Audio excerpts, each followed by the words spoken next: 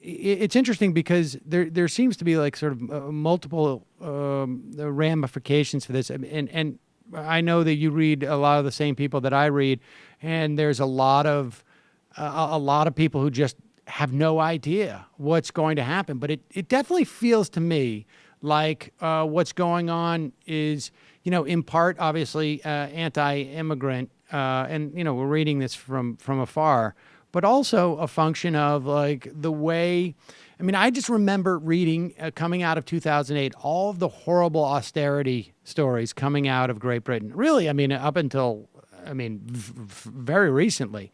And it seems like to a certain extent, that has caught up with the country, and they may have been laying the blame in the wrong place, or maybe not, but it's a little bit scary to me because it seems more where the real long-term implications could be in the rest of Europe, in terms of whether or not the EU actually sort of survives as an entity going forward 5-10 years down the road.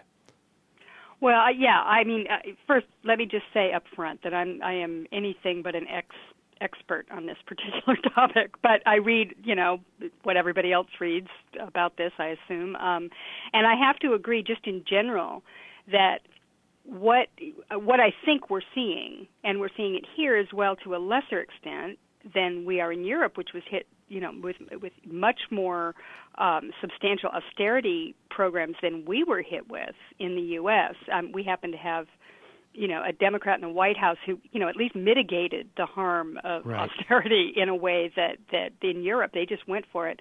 And it is not surprising that is going to create a reaction. And the thing that strikes me about it, and I think we talked about this once before, which is that, these things tend to have a bit of a delayed reaction.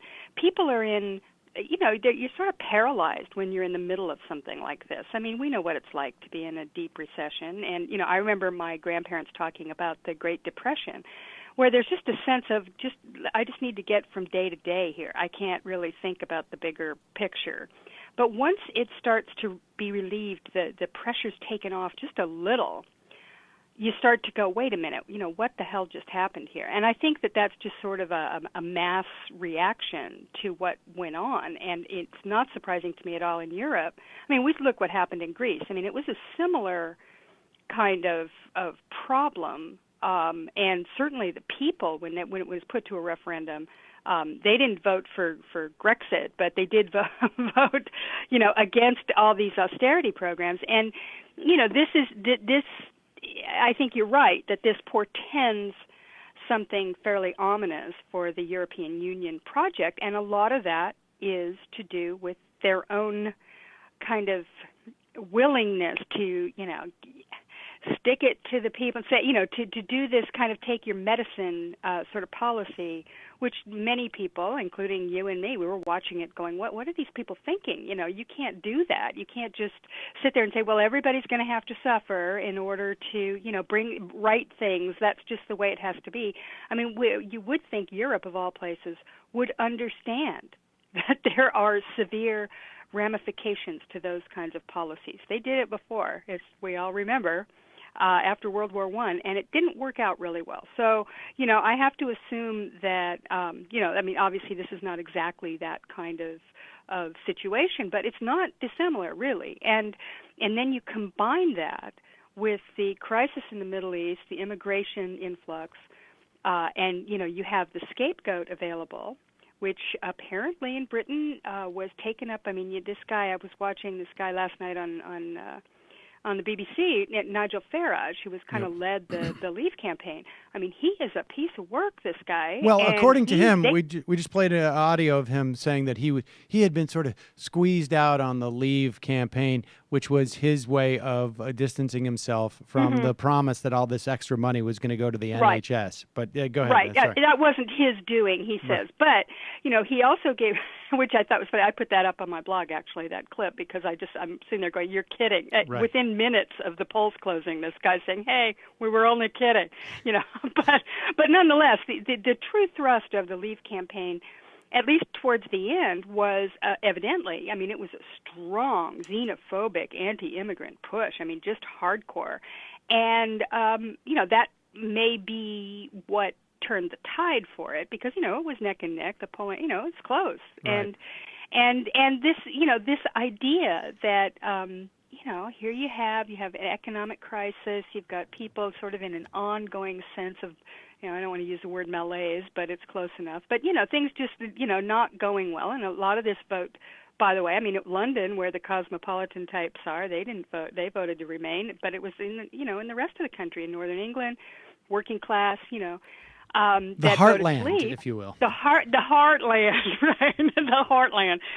They voted to leave, and so you had this economic stress that was inflicted on these people over a long period of time. I mean, it really was years, and that takes its toll. And then you had this immigration crisis with a perfect scapegoat, and Right. This is what you have.